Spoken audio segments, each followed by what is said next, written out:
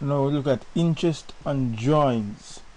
It is obviously in the best interest of the firm if cash is withdrawn from the firm by partners in accordance with two basic principles of as little as possible and as little as possible. The more cash that is left in the firm, the more expansion can be financed. The greater the economies of having ample cash to take advantage of bargains and not missing out on the cash discounts and so on. To deter the partners from taking out cash unnecessarily, the concept of interest on drawings can be used. This is that is the concept can be used of charging the partners interest on each withdrawal. So, and this will be calculated from the date of withdrawal to the end of the financial year. The amount charged to them helps to swell the profits divisible between the partners. So therefore, to deter, the interest on drawings are charged to deter partners from withdrawing money from the account. The rate of interest should be sufficient to achieve this without being too harsh. For example, now, suppose that Allen and Beat have decided to charge interest at 5% per annum, and that the year end was December 31st. I know. The drawings made are shown as follows. January 1, Allen withdrew $100, and March 1, Allen withdrew $240, and May 1, he withdrew $120. July 1, he withdrew $240, and on October 1, he withdrew $80. What would happen though? You say you're going to charge 5% per annum, right? So 5% of 100 times 12 is equal to 5. Right? Yes, that's how we work out the interest and drawings for that one. The same applies here. March, from March to December 31st is how much months? 10 months. So you have March, April, May, June, July, August, September, October, November, December. That is 10 months. So because it is 10 months, because we are working with December, the year is December 31. We use 10 months. We use 10 months in this case. Alright, so because it's from March 1 to December 31, it's 10 months. May 1, no, 5% of 120. May 1 to December is 8 months. And July 1, no, 5% of 240 times 6 months, because July 1 to December 31 is 6 months. And then 5% of 80 times 3, because October 1 to December 31 is 3 months. So they would get, so for January it just should be 5, for March it would be 10, for May it would be 4, for July it would be 6, and for October it would be 1. What happens now is that they add up everything, so it just charge on Allen would be $26. Alright, next, for Beat now, he withdrew $60 in January 1, and he withdrew $480 August 1. And because we are so the year ends at December 31, so for this first one it will be 12 months, because January 1 to December 31 is 12 months, and August 1 to December 31 is 5 months. So 5% times $60 times 12 will give you 3, and 480 times 5% times 5 will give you 10. So 3 and 10 is what? 13. December, and whereas at December 1 you do 240, but this time it is one month, because December 1 to December 31 is 1 month. So 5% of 240 times 1 would give you 1.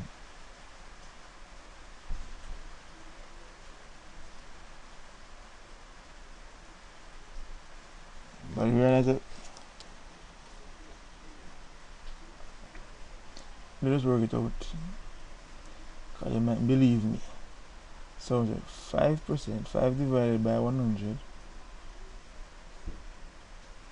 times 240 times 1 equal to 12, right? 1 month is what? So it will be 5% divided by 100 times 240 equal that times 1 divided by 12. So because it's 12 months, so 1 over 12, yes, so that's what you get. So that is 1. So let me show you something with this one now. So in this case it will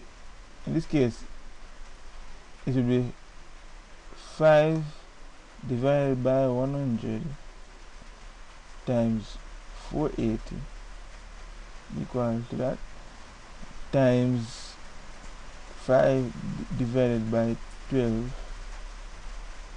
equal to 10. So you get it, my friends. 5 over 12, 5 months. So that's how we calculate interest and joins, my friends. Interest on the joins. So it is calculated. Now friends, we have to look at how we draw up the appropriation account using an example. This is an example of the distribution of profits. Taylor and Clark have so therefore an appropriation account is drawn up to show the distribution of profits basically. Taylor and Clark have been in partnership for 1 year, sharing profits and losses in the ratio of 3/5 to Taylor and 2/5 to Clark. They are entitled to 5% per annum interest on capital. Taylor having $2,000 capital and Clark $6,000. Clark is to have a salary of $5,000 and they charge interest and joins. Taylor being charged $50 and Clark $100. The net profit before any distributions to the partners amounted to what? $5,000 for the year ended December 31, 2007. Alright, let's go now, my friends. So it's Taylor and Clark appropriation account for the year ended December 31, 2007. Before I go any further, let me just do something for you, my friends.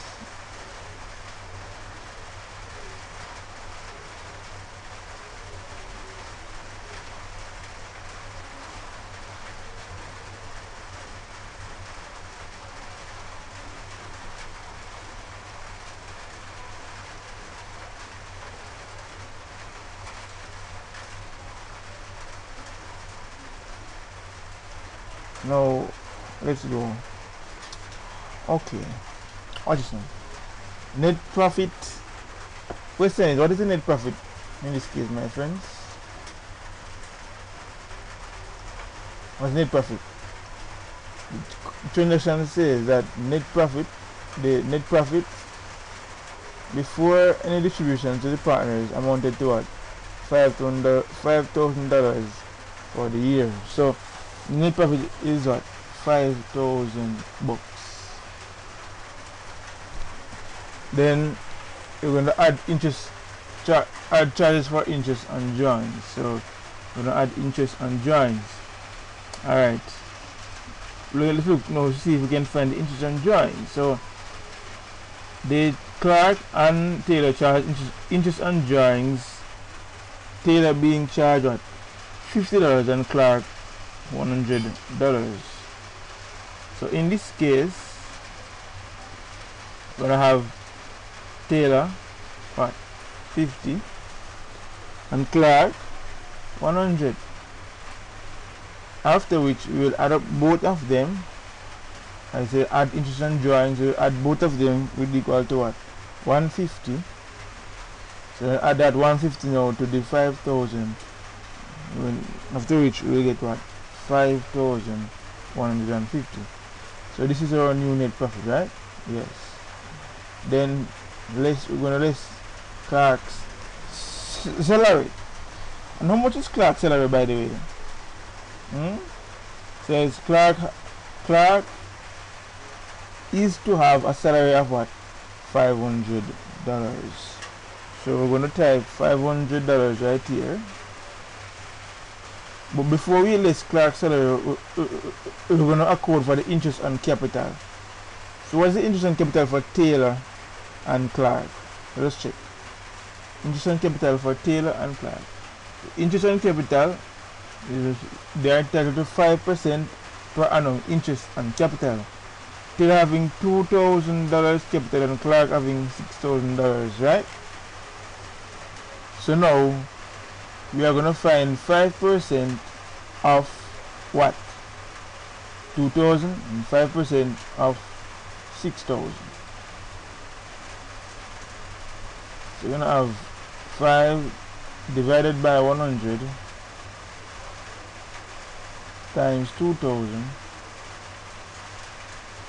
should equal to 100, right?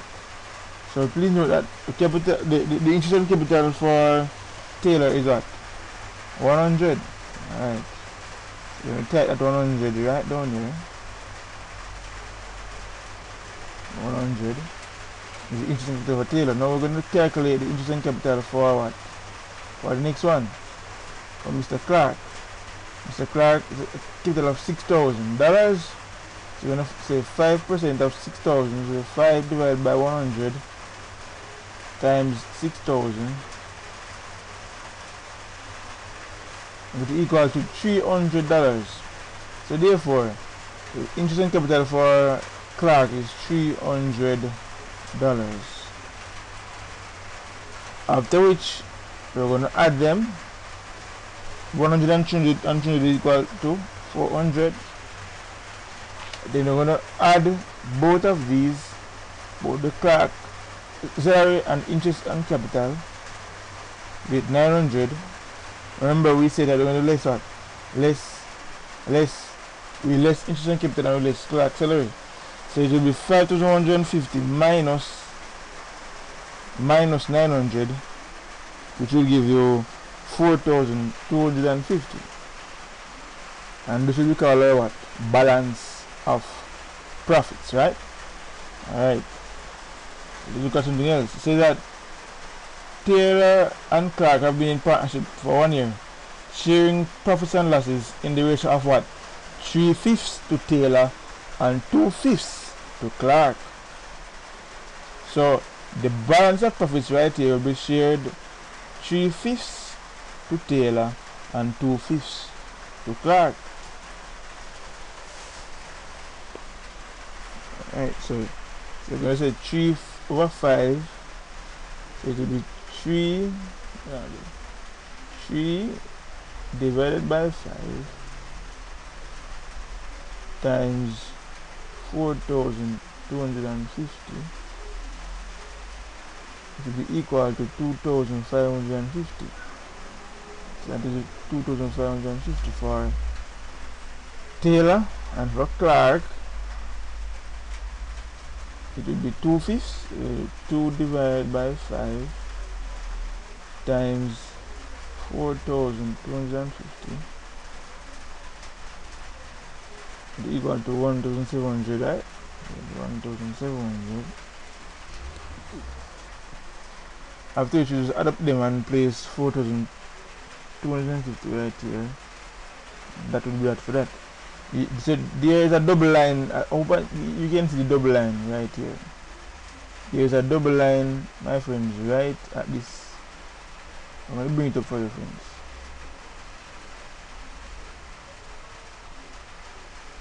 I hope you can see the double line. See the double line right here. Double line is right here, my friends. See the double line here. You place the double line right here.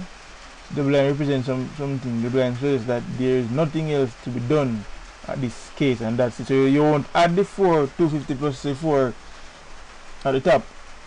That's just it, my friend.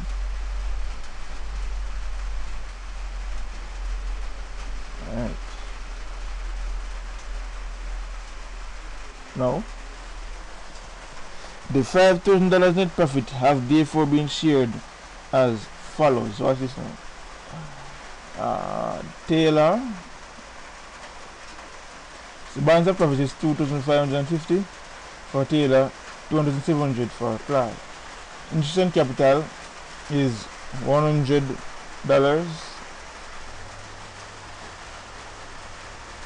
and the interest on capital for Clark is $200, and the salary is $500. So you're gonna have 2,600. You add everything, you get 2,650, and get 2,500 right there. Then you would have less interest on drawings. And so above you would add interest on drawings. In this case, you would less interest on drawings. My friend, this right down here, so the summary of what happened, my friend. So you would less interest on drawings right here, and then we would get a figure of. So now you notice that Taylor has 2,600, Clark has 2,400. So, and 5,000, that is the net profit, right? So we realize that we reach back to our net profit, which is 5,000. So this is how we calculate everything, my friends. So that's it for that part of it, my friends. Hope you have learned something from this. So this is an appropriation account. With every appropriation account, this is how it must be done. So thank you very much. This basically is the opposite of what we're doing at the top. At the top we list interest on capital and salary, and the other interest on drawings. This time we list interest on drawings and add interest on capital. So because we are showing, this is showing how the $5,000 net profit has been shared. So that's it. Hope you have learned something. Hope this would have been beneficial to you as well.